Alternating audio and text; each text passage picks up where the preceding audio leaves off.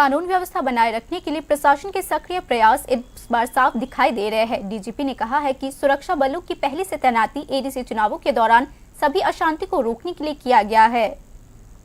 पहाड़ी इलाकों में होने वाले आगामी चुनावों को देखते हुए राज्य पुलिस प्रशासन राज्य की कानून व्यवस्था को नियंत्रणता में रखने के लिए लगातार रणनीतिक उपाय लागू कर रही है। चुनाव से पहले और बाद दोनों अवधियों को समान महत्व देते हुए पर्याप्त सुरक्षा बल पहले ही तैनात किया जा चुका है। यह कदम पूरी चुनावी प्रक्रिया के दौरान प्रशासन की बढ़ी हुई सक्रियता का संकेत है। ख्वाई जिले के दौरे के बाद पुलिस महानिदेशक का गुमती जिले का दौरा और वहां उच्च स्तरीय बैठक इस व्यापक तैयारी रणनीति के एक निरंतर हिस्सा है।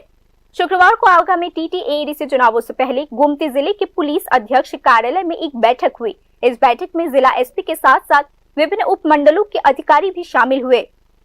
बैठक के दौरान चुनाव के समय संबंधित जोखिमों, संवेदनशील मतदान केंद्र की पहचान, क्विक रिस्पांस टीम के गठन और गश्त गतिविधियों को तेज करने जैसे महत्वपूर्ण मुद्दों पर विस्तार से चर्चा किया गया। यह सिर्फ मतदान का दिन नहीं होता, बल्कि चुनाव से पहले और बाद का समय ही अक्सर सबसे संवेदनशील चरण साबित होता है।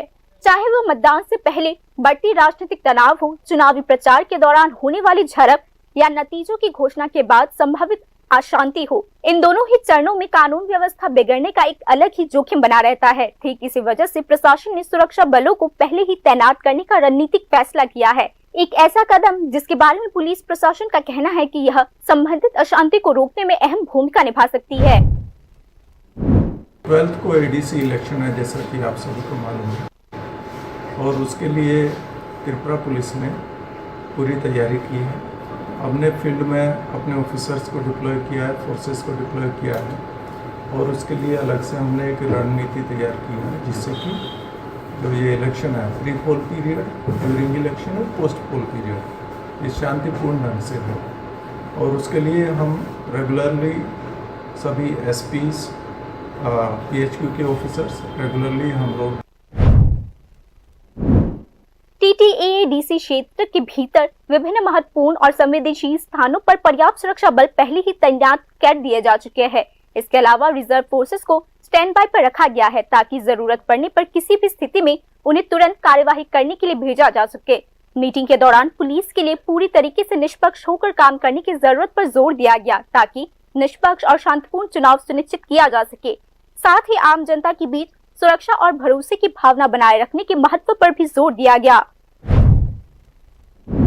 का मेरा मुख्य उद्देश्य है कि ये जो 2 डिस्ट्रिक्ट हैं, गोमती और साउथ डिस्ट्रिक्ट, दोनों डिस्ट्रिक्ट में ग्राउंड पर क्या हो रहा है और किस तरह से हम यहाँ पर शांति बनाए रखने के लिए और क्या प्रयास कर सकते हैं, तो उसके लिए डिस्कशन करने के लिए हम यहाँ पर आए।